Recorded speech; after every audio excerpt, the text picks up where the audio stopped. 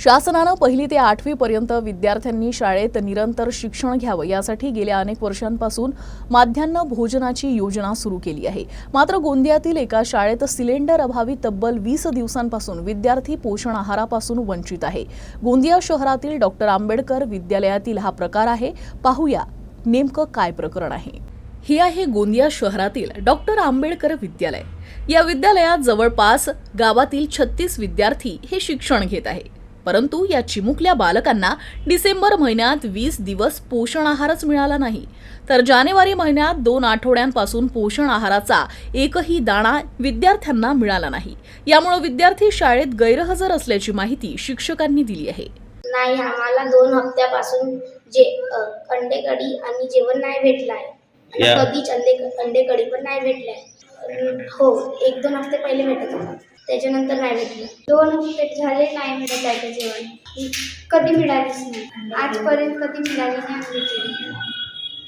Sir, याबद्दल मला निश्चित माहिती नाही, परंतु 15 दिवसाहून जास्त कालावधी झाला की विद्यार्थ्यांना शालेय पोषण आहार मिळत नाही आहे आणि अंडी केळी तर आजपर्यंत कधी बघितली नाही आणि ती विद्यार्थ्यांना वाटपसुद्धा करण्यात आली आहे। सर, याबद्दल जो प्रमुखांची चुकी असेल आणि त्यांनासुद्धा जेवण मिळत नसल्यामुळे त्यांची खूप काळजी वाटते, कारण ते विद्यार्थी उपाशीपोटी येतात। सर्व शाळांना पोषण आहार वर्ग 1 ते 8 पर्यंत देणं बंधनकारक आहे।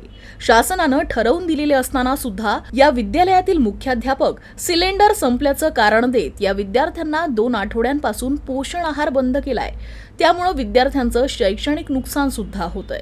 पोषण आहार विद्यार्थ्यांचा अधिकार आहे, पण हा पोषण आहार आपल्या शाळेमध्ये मागील डिसेंबर महिन्यामध्ये 20 दिवस जवळपास मिळाला नाही आणि आता गेल्या महिन्याच्या 16 तारखेपासून हा पोषण आहार बंद आहे। आणि दूध जे केळी शासनाकडून जो मिळत आहेत बाकीच्या शाळेत, ते आपल्या ते अजूनपर्यंत मिळालीच नाही। मागील महिन्यामध्ये फेब्रुवारीमध्ये 16 पासून तर 29 पर्यंत नाही दिलं आणि आता हे जे 2-3 दिवस आहेत तेही म्हणजे नाही देण्यात येत आहे, कारण सर अकाउंटचे पैसे आलेले नाही आहेत। आणि खरं तर माझा व्यवहार आहे की मी लेखाजोखा पाहायला पाहिजे, पण जाणून बुजून माझ्यावर ते काम सोपवलं जातं बळजबरीने, पण तरीही अकाउंटमधून पैसे आणले असते तर एखाद्या कर्मचाऱ्यांनी म्हणा किंवा मी म्हणा सिलेंडरची व्यवस्था करून अंडी केळी दिलेली असते।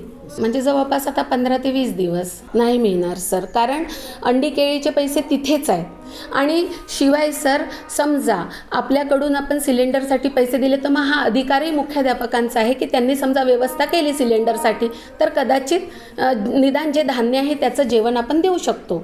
या संबंधानं मुख्याध्यापकास विचारणा केली असता मुख्याध्यापकांच्या खात्यामध्ये पैसे नसल्याचं कारण सांगून सिलेंडर आणि इतर साहित्य हे पुरवण्यात आले नसल्याचं मुख्याध्यापकांचं म्हणणं आहे। तर मात्र एकीकडे अध्यक्ष आणि मुख्याध्यापक यांच्या नावानं खाते असून हे खाते KYC न झाल्यामुळे या खात्यातून पैसे काढता येत नाही। एकंदरीतच अध्यक्ष आणि मुख्याध्यापक यांच्यामध्ये असलेला वाद या चिमुकल्या मुलांच्या शैक्षणिक नुकसानीस कारणीभूत ठरत आहे।